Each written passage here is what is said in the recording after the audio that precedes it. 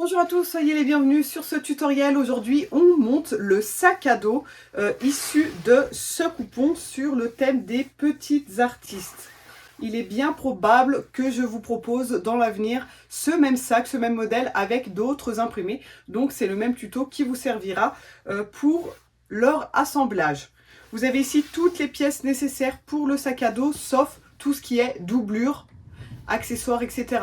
Je vous laisse regarder la vidéo, mais vous verrez qu'il faut donc un tissu pour tout doubler, du thermocollant, j'utilise le H250 de la marque Viseline, de la ouatine fine pour renforcer encore plus le sac et pouvoir faire un matelassage, du biais, une grande fermeture à glissière de 80 cm pour l'ouverture principale, une plus petite de 40. Et je crois que c'est à peu près tout. Et pour le sac, ça donne donc ça. Vous voyez que c'est un gros sac, hein. Je vais d'ailleurs le garder pour moi. Même si les imprimés sont assez enfantins, je trouve que voilà, ça peut correspondre à pas mal d'âges différents. Et de par sa taille, voilà, c'est pas pour un tout petit enfant non plus. Je vous conseille de bien regarder la vidéo avant de vous lancer dans la découpe et le montage du sac. Si vous n'êtes pas sûr de vous, en tout cas. J'explique plusieurs différentes façons de finition. Ici, j'ai mis du biais, mais on pourrait très bien l'éviter. Pour l'intérieur, je vous montre comment faire sans biais et avec biais. Vous pouvez faire comme moi, moitié-moitié, ou alors tout sans biais ou tout avec biais. Regardez bien les instructions pour pouvoir choisir votre technique. Je sais que le modèle est très attendu, le tuto est très attendu, j'ai donc pas fait de prototype avant. Donc voilà, au fur et à mesure, j'explique les différentes façons de procéder.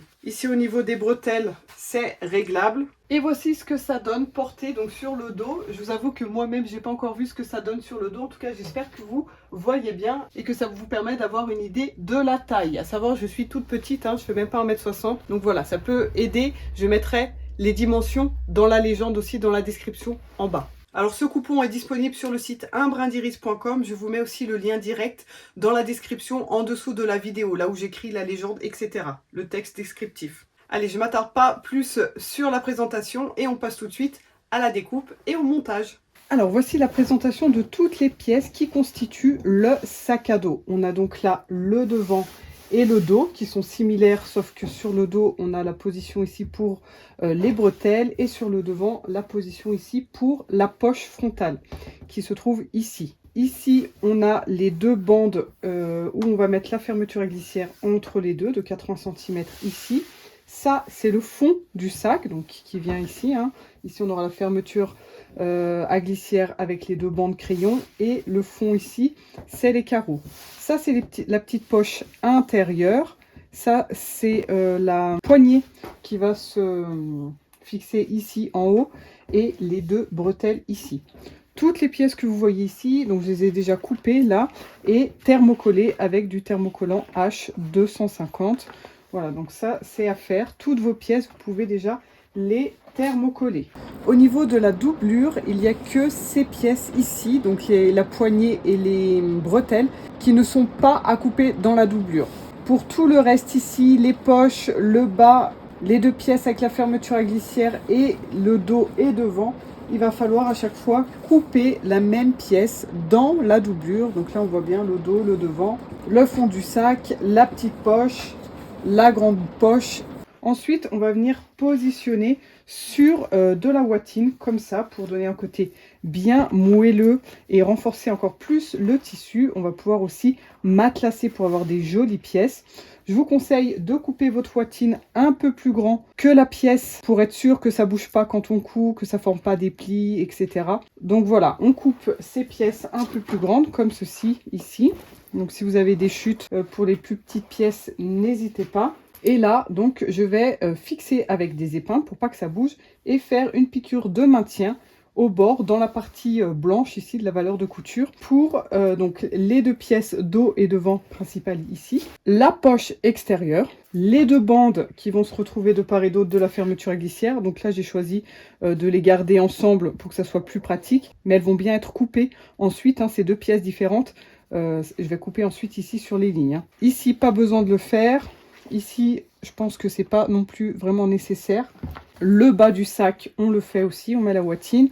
Et pour les bretelles ici, étant donné qu'elles vont faire 3 finis, on va pas tout ouater, sinon voilà, ça va être vraiment gros. Donc j'ai coupé des bandes de 3 cm ici et on verra pour plus tard. Donc ça on met de côté pour l'instant. Donc on peut faire toutes les pièces que je vous ai montrées ici dans un premier temps, bien piquer tout autour à quelques millimètres du bord et ensuite on peut couper toute la watine en trop sur les côtés.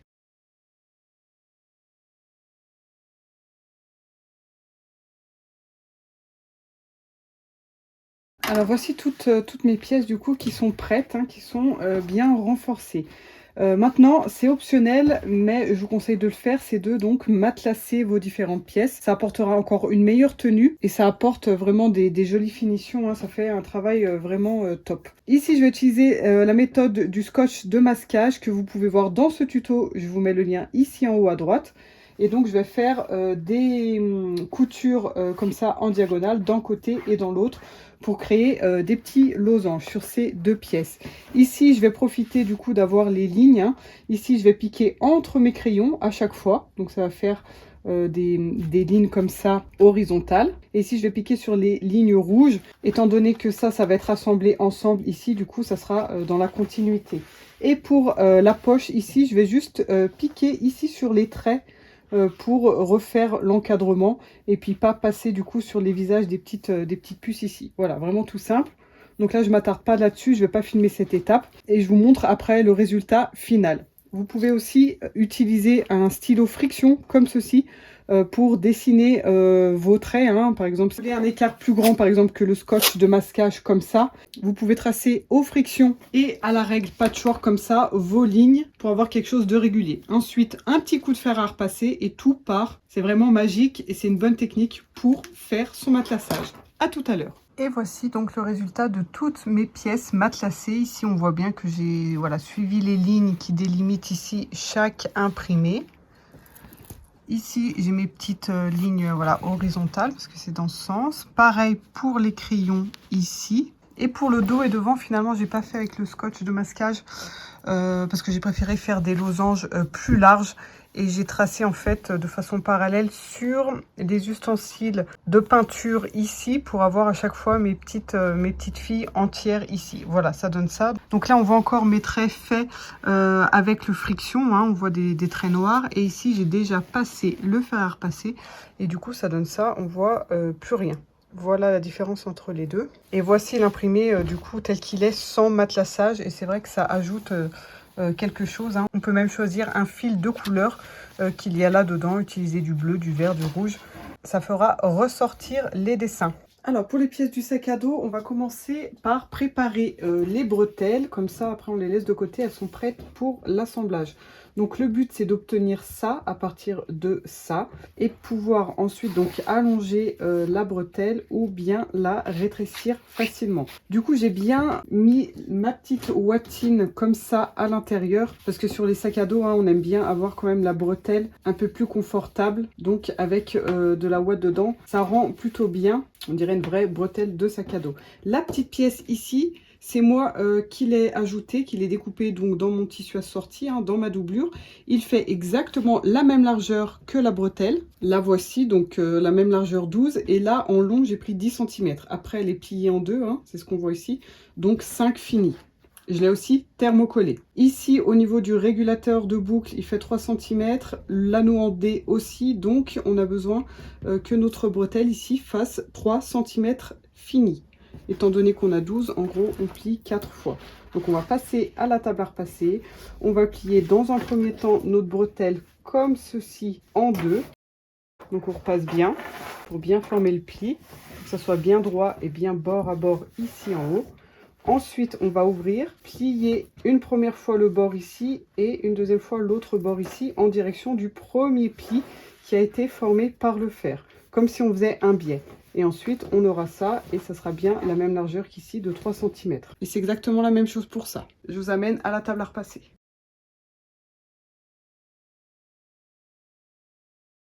Et là, à l'intérieur, donc, je vais insérer ma bande de 3 cm. Vous pouvez la faire un tout petit peu plus petite, 2 cm 8, pour être sûr que les plis se fassent au bon endroit. Ici, je vais pas aller jusqu'au bout, je vais laisser 1 cm. Et de l'autre côté, on peut aller jusqu'au bout, peu importe, ça sera pris en couture de toute façon dans le haut du sac à dos. Voilà, donc là, je vais replier ma bretelle et je vais déjà mettre des petites pinces pour la fixer. Donc au fur et à mesure, on vérifie que la ouate est bien centrée, qu'elle vient bien buter ici contre le pli et qu'elle ne dépasse pas le milieu ici. Avant de piquer sur la droite et sur la gauche, ici, on va se mettre de l'autre côté comme ça. J'ai juste fait un tour comme ça, d'où l'intérêt de ne pas avoir de ouate ici, parce qu'on va faire une petite piqûre ici à 1 cm pour faire la finition. C'est la finition qui viendra ensuite dans le petit régulateur de boucle ici. Donc on passe à la machine, on fait cette couture ici, ensuite vous verrez je remets tout à l'intérieur et on n'aura plus qu'à piquer d'un côté et de l'autre de la bretelle pour obtenir ça. Voilà, on obtient ça et là dans le pli on peut couper bien en diagonale comme ça pour avoir une jolie pointe au bout. On retourne et ça nous donne une bretelle bien finie ici au bout. On coupe tous les petits fils qui pourraient dépasser et là on va pouvoir maintenant faire notre piqûre ici sur la droite pour fermer l'ouverture. On pique notre angle droit ici au bout et on repart sur la gauche. Ici en haut, voilà, on coupera au ras la ouate après.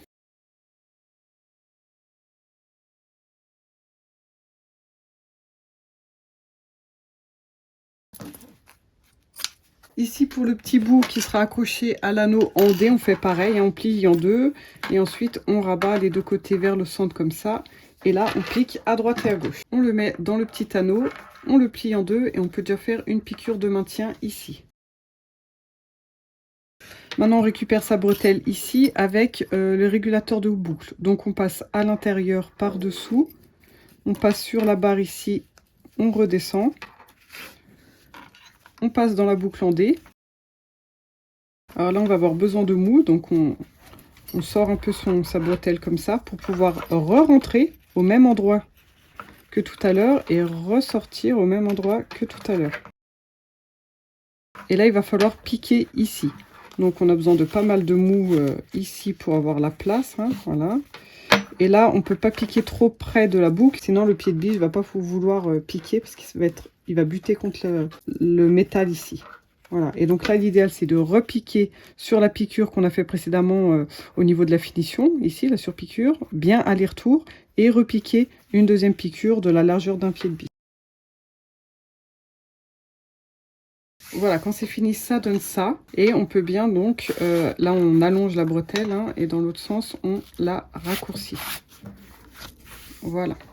Donc là, les bretelles sont prêtes, on va les mettre de côté pour continuer sur le sac. Alors là, on va s'occuper de poser la fermeture à glissière. Donc là, j'ai bien l'endroit de ma fermeture à glissière. Je me positionne endroit sur endroit. Bon, là, j'ai un curseur double, mais bon, c'est bien l'endroit ici où on voit les rails, hein. Sur l'endroit de mon tissu. Ici, je me mets bien bord à bord par rapport à la fermeture à glissière, étant donné qu'on va assembler ensuite le fond à 1 cm pour ne pas piquer sur la partie métallique. Donc, j'épingle tout le long ici. Ma fermeture ici fait 80 cm. Et là, donc avec mon pied de biche spécial fermeture à glissière, je vais piquer tout le long ici, près des rails. Ensuite, je vais prendre ma doublure que je vais positionner par-dessus, endroit sur endroit. Et je vais faire exactement la même chose. Je vais repiquer sur ma couture précédente. Donc, je peux piquer de ce côté ensuite, étant donné que là, je vais voir la couture précédente et j'ai plus qu'à repiquer pile dessus. Si vous êtes à l'aise avec la pose des fermetures à glissière, vous pouvez prendre directement, comme je le fais là, le tissu principal, la fermeture et la doublure tout en même temps et piquer en une seule fois. Ça vous économise juste une étape. Allez, on passe à la machine.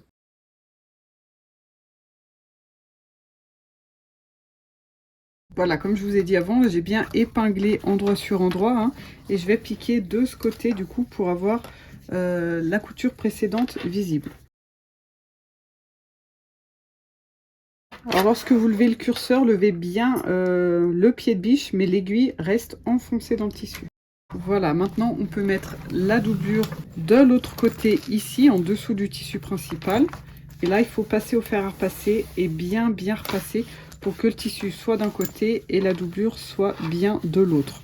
Une fois qu'on a bien repassé, on peut épingler ici, bien bord à bord, doublure avec tissu principal. Et on va faire une surpiqûre ici. pour bien maintenir la doublure de son côté et éviter qu'elle vienne nous embêter ici et se mettre au milieu des rails. Donc une surpiqûre ici, et on peut aussi faire une piqûre ici, bien bord à bord des deux tissus pour fixer la doublure aussi de ce côté.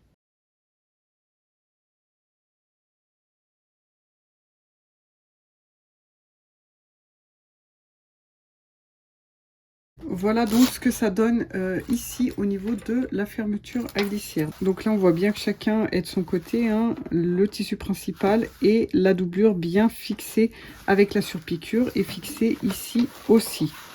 Si on a des petites matières qui dépassent ici, on n'hésite pas à couper tout ce qui dépasse du tissu. Et je vais faire exactement la même chose ici avec l'autre bande. Donc c'est vraiment tout pareil, hein.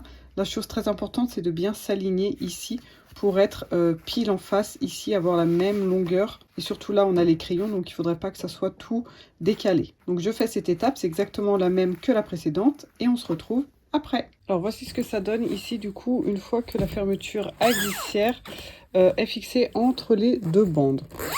Là, comme j'ai parlé tout à l'heure, hein, si on a des petites choses qui dépassent, on n'hésite pas à égaliser tout le long. Ici, j'ai préparé 2 petites bandes dans mes chutes de tissu. Ça fait 10 de large ici et 8 de long ici. Donc j'ai plié en 4, comme on l'a fait pour les bretelles tout à l'heure. Et là, je vais piquer des deux côtés et ensuite, je vais plier comme ça et piquer ça ici, pile sur la fermeture à glissière. Vous savez, quand on ouvre et qu'on ferme le zip ici, la fermeture, c'est bien de pouvoir avoir une prise. Voilà. Et si vous avez un double curseur ici, c'est toujours mieux, hein, pour pouvoir ouvrir d'un côté et de l'autre. Voilà, donc je vais faire mes 2 petites piqûres de part et d'autre. Je plie, je pique à droite, à gauche. Et une fois que j'aurai piqué ici, je vais pouvoir couper tout ce qui dépasse ici. Et au moins les rails ici seront bien fermés. Mon curseur ne peut pas partir. De ce côté, lorsqu'on pique sa petite languette ici, il faut bien fermer ici sa fermeture à glissière. On va venir le plus près possible ici pour être sûr voilà, qu'on n'ait pas un écart comme ça quand on pique sa petite languette. Je vous retrouve après. Voilà, donc là j'égalise, hein, couper si possible avec des ciseaux, pas les ciseaux que vous utilisez pour le tissu, parce que quand on pique comme ça sur la fermeture, ça abîme. Et de l'autre côté, bon ben voilà, c'est tout bon. Maintenant, je prends le fond du sac. Donc, c'est cette partie qui a été peut-être chez vous aussi matelassée, hein, et je la mets endroit sur endroit ici au bout. Et pareil, de l'autre côté. Elle est plus courte, hein, c'est normal. On fait correspondre ici aussi et on pique à 1 cm. Ici et en face. Voilà, donc du coup, ça a fermé le contour du sac. Et là, je vais faire la même chose, donc du côté doublure, donc là, à l'intérieur, avec ma doublure, endroit sur endroit, ici à droite. Même chose, je pique 1 cm. Et pareil, de l'autre côté, ici. Vraiment la même étape, mais du côté doublure. Voilà, et ensuite, bien évidemment, ça, on le retourne de l'autre côté, hein, pour que ça fasse bien un cercle entier, comme ça, de chaque côté. Et là, comme on l'a fait ici, on va faire une piqûre ici entre tissu principal et doublure sur les côtés à droite et à gauche pour bien fixer la doublure avec le tissu extérieur. Donc ici et ici. Donc là, je refine pas, hein, c'est vraiment comme on l'a fait tout à l'heure. Il suffit d'aligner ces matières ici, de mettre des petites épingles, des petites pinces et de piquer à quelques millimètres du bord. Voilà, là mes matières sont bien fixées ensemble. Et on peut faire aussi, si on souhaite, une petite surpiqûre juste ici en dessous de la petite languette, de part et d'autre. Ça va dépendre un peu de votre machine si elle aime passer les surépaisseurs ou pas. C'est optionnel. Ici, on a notre petite poignée pour suspendre le sac. Elle est bien moins large que les bretelles. Donc ce que j'ai fait, c'est que je l'ai pliée une première fois en deux comme ça. Et là, voilà, je ne vais pas plier en rabattant les extrémités ici sur le milieu, sinon elle va se retrouver toute fine. Donc on plie que de 1 cm de part et d'autre. Voilà, 1 cm sur le haut, sur le bas. On plie ici et là, comme d'habitude, on pique sur la droite et sur la gauche pour fermer. Alors ici sur le haut, là où on a les 2 repères ici, on va positionner les bretelles, d'accord, comme ça. Donc attention de bien la mettre à l'endroit, pas à l'envers, hein. Donc l'extrémité des 2 bretelles ici en haut et notre petite poignée ici qu'on vient de coudre, on la met pile entre les deux comme ceci. Donc là, on met des petites pinces et on pique ici sur le haut pour maintenir. Voilà, donc une fois qu'on a bien fixé en haut ici, on va fixer le bas. Et là, ça se met sur ces petits pointillés ici. Attention de ne pas prendre en compte cette petite barre horizontale qui correspond à une flèche où c'est écrit position pour la bretelle. Sachant que là, de l'autre côté, la flèche n'a pas été mise au même endroit. Donc, il faut bien se fier aux petits pointillés. Donc voilà, on se pose comme ça sur les pointillés. Et là, pareil, comme ceci. Et on fait une petite couture de maintien comme on a fait là-haut. N'hésitez pas à faire des nœuds quand c'est comme ça pour bien fixer quelque chose avant l'assemblage final. On fait plusieurs allers-retours. Un petit like, un commentaire, ça fait toujours plaisir. N'hésitez pas à me donner vos retours sur cette vidéo et aussi sur le modèle final, les imprimés, etc. Ce que vous en pensez. Si vous n'êtes pas encore abonné à la chaîne, je vous invite à vite le faire en cliquant sur le bouton rouge s'abonner et aussi sur la petite cloche pour activer les notifications des tutos à suivre. Sachez qu'il existe aussi un autre coupon sur ce même thème qui vous permet de faire des trousses et d'autres jolies créations comme la pochette d'artiste présente aussi sur ma chaîne YouTube que vous voyez ici. Allez, j'arrête de parler cette fois pour de vrai. Alors pour la poche ici, deux options avec la doublure où on se met endroit sur endroit comme ceci. On pique sur le haut, sur le bas et on retourne grâce au latéral pour avoir une poche plaquée du coup, qui aura ses finitions du coup comme ça sur le haut et sur le bas. Et ensuite on aura juste à mettre la main ici et on peut piquer au milieu ici pour faire deux poches séparées. Ou alors on a l'option de mettre une fermeture à glissière ici sur le haut. Pour ce faire et faire quelque chose de joli, voici ma suggestion. Je vais me mettre comme ça directement sur la doublure pour avoir ma pièce doublée. Je vais épingler pour bien fixer les deux ensemble. Et je vais passer un fil de maintien comme on l'a fait quand on a fixé cette pièce ici sur la ouate. Là, je vais faire la même chose mais sur la doublure. Et ensuite je vais venir poser du biais sur le bas et sur le haut comme finition. Et ensuite on va assembler la fermeture à glissière. Je vous montrerai sur la machine. Et là, je vais poser un biais sur le haut et sur le bas. Donc, si vous ne savez pas poser un biais, je vous invite à regarder mon tutoriel. Je vous mets le lien juste ici, en haut à droite.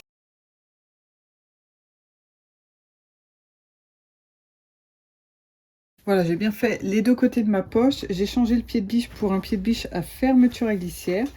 Et là, donc, je vais prendre ma fermeture à glissière. Et je vais positionner ici mon biais au ras de la fermeture. Alors je vais me mettre au bord ici, parce qu'après quand je vais piquer à 1 cm avec le sac, la latérale du sac, je ne piquerai pas sur les petites parties métalliques. Et là donc je fais en sorte de venir piquer le biais contre les rails au fur et à mesure pour avoir une jolie finition ici. Voilà ce que ça nous donne ici comme finition. Et ensuite je vais poser du biais directement cette fois-ci sur la fermeture à glissière ici en haut. De la même façon qu'on positionne du biais classique. Donc là j'utilise bien le pied de biche à fermeture à glissière, pas piqué sur les rails. Et donc je positionne le biais en haut. D'abord je vais le piquer ici sur l'envers et ensuite je retourne sur l'endroit. Donc le biais bord à bord avec la fermeture à glissière ici.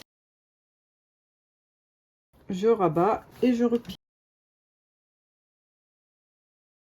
Voilà, là si vous avez des petits détails à faire sur la poche, étiquette, etc. c'est le moment de le faire. Après, on va la fixer sur le sac à dos. Donc là, je reprends le devant. Le devant, c'est où on a des pointillés ici qui correspondent à l'endroit où on positionne la poche. Donc voici ma poche et je vais faire correspondre ici en bas mon biais sur les pointillés. Si vous n'avez pas de biais, vous faites correspondre le bas de votre poche sur les pointillés. Au niveau de la largeur, on aligne bien, ça fait la même taille. On épingle ici et là, je vais pouvoir couper tout ce qui dépasse sur les côtés. Donc là, on va pouvoir piquer sur les deux côtés, sur le fond et aussi ici en haut pour fixer ce biais ici sur le haut. Et ensuite, là, ça s'ouvrira plus, ça sera fixé, mais j'aurai toute ma poche ici intérieure doublée. En plus, à l'intérieur, ça donne ça, c'est tout joli. Et on a vraiment une jolie poche extérieure ici. Voilà, on passe à la machine, on fait ses coutures et ensuite tout ce qui dépasse ici, je le découperai.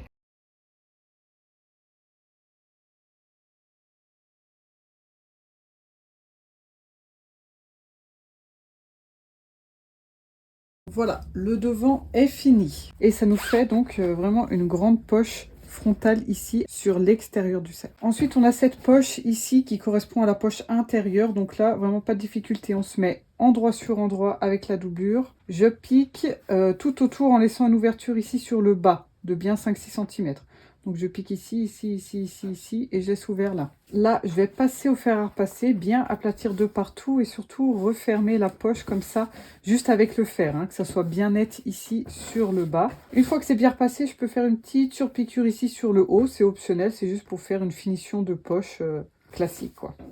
Et ensuite, on va le poser sur la doublure. Voilà, une de mes doublures. On va marquer tous les milieux ici en pliant son morceau comme ça. On fait des petits crans des deux côtés comme ça, des petits triangles pour avoir comme repère les milieux sur le haut et sur le bas. Et on peut faire pareil ici en faisant cran sur cran ici en haut. Du coup, on a le milieu des côtés. On peut faire aussi sur l'autre doublure, hein, sachant qu'on en a deux. On en aura besoin de toute façon plus tard. On peut le faire là aussi. Sur celle-ci, je vais positionner ma petite poche, que voici avec les surpiqûres. Hein. Et donc là, voilà, ma poche, le but c'est qu'elle soit bien centrée. Hein. Donc voilà, j'ai mon pli ici, en face du triangle. Je descends. Bon, vous pouvez mesurer à la règle hein, pour être sûr d'être bien au milieu. Mettez-vous pas trop en bas non plus. Hein. Je pense qu'une petite poche comme ça, à l'intérieur, c'est bien de l'avoir voilà, en plein milieu.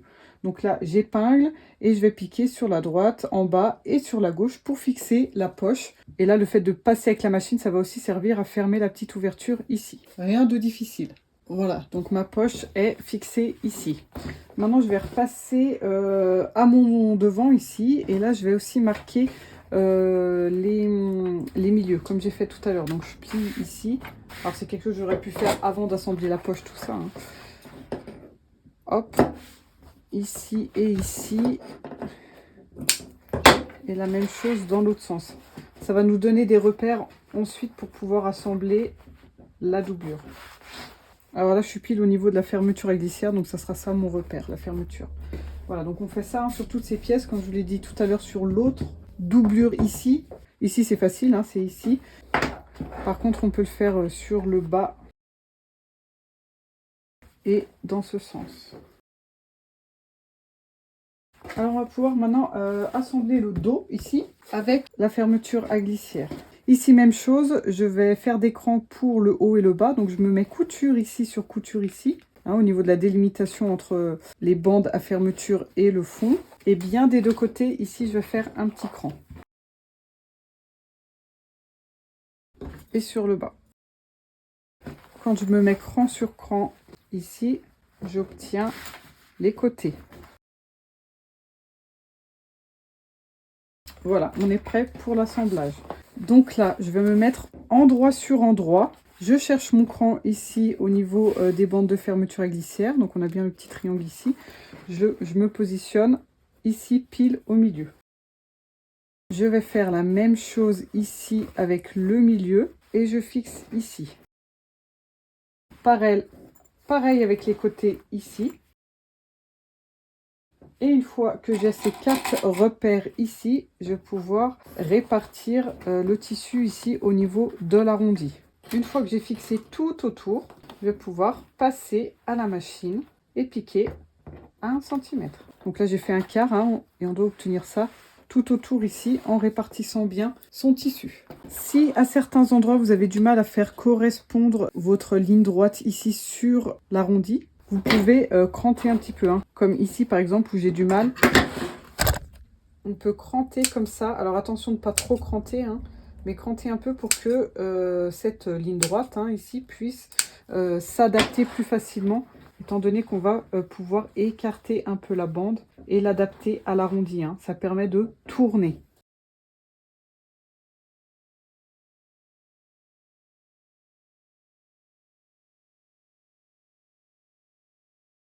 Voilà, donc tout est assemblé ici. On regarde sur l'endroit hein, ce que ça donne. Regardez s'il n'y a pas des petits plis à certains endroits, si tout s'est bien mis correctement. Après, si vraiment on a des endroits pas bien faits, on peut découdre juste à l'endroit où ça va pas et reprendre avant la prochaine étape. Voilà, donc là on a le dos vraiment tout terminé et on va poser la doublure. Donc là, si on veut éviter le biais, voilà ce qu'on va faire. On va tout rabattre ça bien à l'intérieur. Donc là, évidemment, à l'endroit où il y a les arrondis, ça va faire plein de petits plis. Le but, c'est de se mettre le plus à plat possible ici sur les côtés. Et là, on va prendre sa doublure, ici, et se mettre endroit sur endroit, comme ceci. Et là, je vais faire exactement la même chose. Je vais épingler tout pareil au même endroit, les angles ici, tout. Je vais suivre, vu que c'est la même, hein, ça a la même forme. Je vais tout épingler autour. Et le but, c'est que tout ça reste bien à l'intérieur comme ça. Donc si vous avez besoin, vous pouvez épingler ou mettre des pinces ici pour que ça reste bien à l'intérieur, que ça ne vienne pas vers le haut, faire des plis qui se prennent ici ensuite dans la couture. Donc ça, c'est pour éviter le biais. Hein. Sinon, donc ça, c'est pour éviter le biais. Hein. Sinon, il aurait fallu piquer ici la doublure avec la pièce principale avant. Par exemple, comme ceci. Voilà, piquer ici et maintenir les deux pièces ensemble. Tout assembler ici et ensuite mettre du biais tout autour. Donc là, voilà, je vais faire ça. J'épingle tout autour ici. Alors, je vais le faire hors caméra parce que vraiment, j'ai des trépieds devant moi. Donc, c'est pas du tout confortable. En plus, j'ai mes crans. Hein. Je vous rappelle qu'on a fait des crans 2 partout. Donc, ça peut nous aider. Après, il suffit de suivre la forme, hein, étant donné que c'est la même. Ça devrait plutôt bien se passer à ce niveau-là. Et je vous retrouve une fois que j'ai mis toutes mes épingles. Et ensuite, le but, c'est de repiquer au même endroit, hein, à 1 cm ici, tout au long, et de bien laisser une ouverture la plus grande possible ici sur le bas. Donc, au niveau des arrondis, il faut vraiment piquer, hein, parce qu'on ne va pas pouvoir faire la finition des arrondis bien proprement après à la main ou avec une petite surpiqûre. Mais ici, voilà, on laisse, si possible, entre 15 à 20 cm d'ouverture. Voilà, donc ça donne ça, hein, j'ai dit que je vous montrais, j'ai tout épinglé partout. L'idéal ici, c'est de piquer du côté où on a déjà piqué avant le dos avec la latérale. Le dos avec la bande qui fait tout le tour. Comme ça, on a déjà le repère de la couture principale et on recoupe pile dessus. Et je vous rappelle qu'on laisse l'ouverture ici en bas. Alors là, au niveau de la doublure, hein, c'est important de l'avoir coupée vraiment pile de la même taille au préalable, voire un peu plus grande, mais surtout pas plus petite, sinon ça va manquer.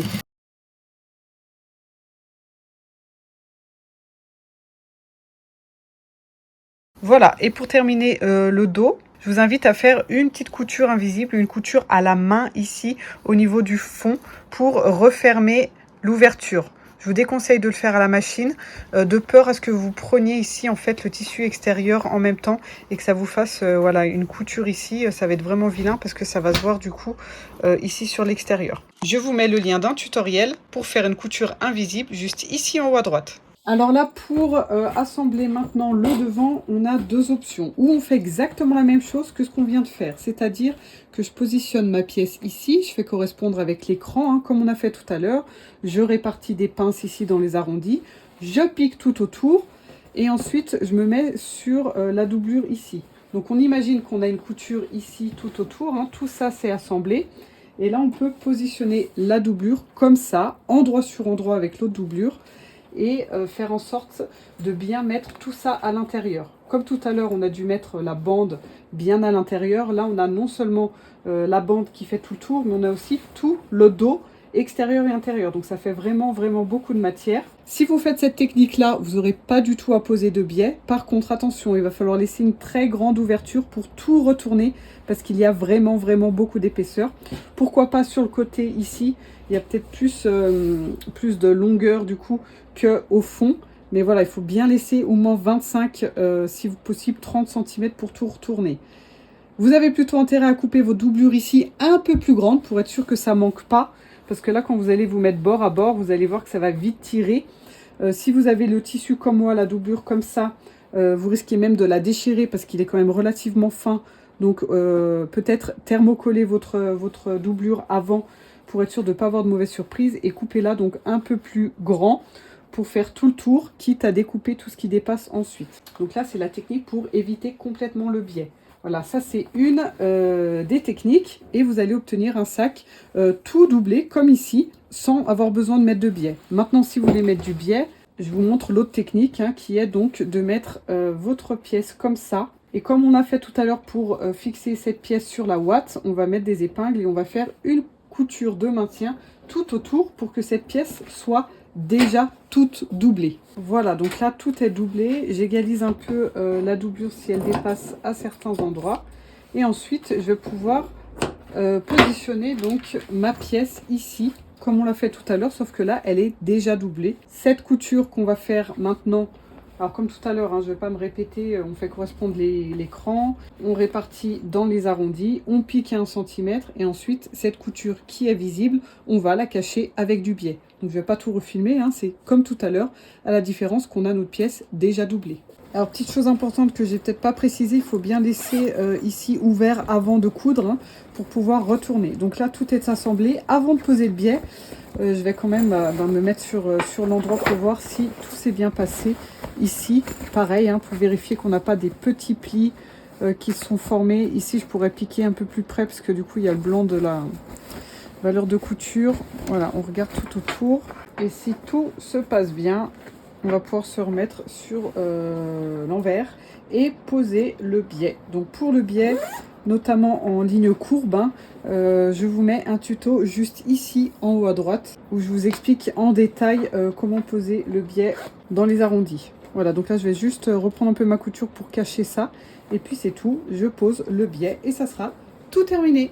Et après pose du biais, donc voilà ce que ça donne ici autour du sac. Voilà, donc là on peut voir les deux types de finition, hein, sans biais ici et avec biais ici. Donc vous aurez le choix pour faire tout comme ça ou comme moi, un de chaque.